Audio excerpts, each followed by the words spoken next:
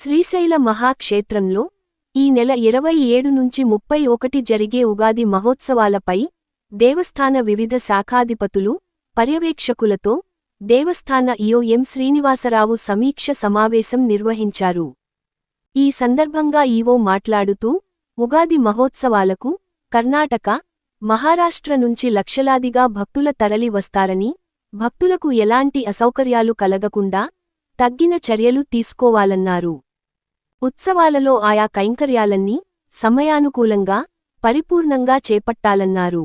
నల్లమల అటవీ ప్రాంతం పాదయాత్రతో వచ్చే భక్తులకు తాగునీటి సదుపాయం, సేద తీరేందుకు షామియానాలు ఏర్పాట్లు చేయాలన్నారు.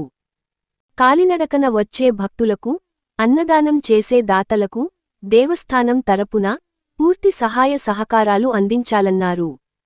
ఉత్సవాలకు లక్షలాదిగా భక్తులు వస్తున్నందున దేవస్థానం వైద్యశాలలో అవసరమైన మేరకు మందులు సిద్ధం చేసుకోవాలని సూచించారు.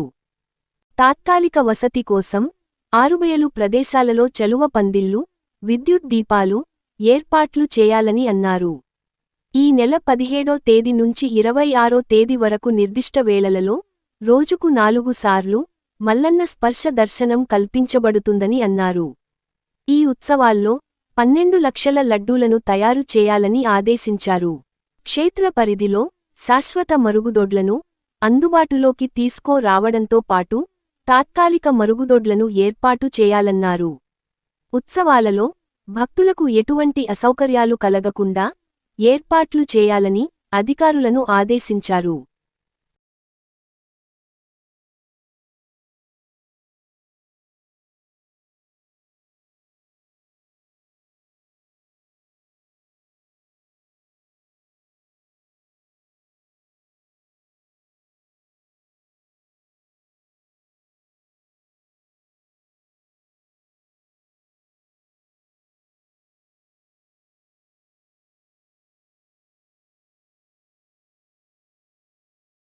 మీ N9 న్యూస్ యూట్యూబ్ ఛానల్లో please like, share and subscribe.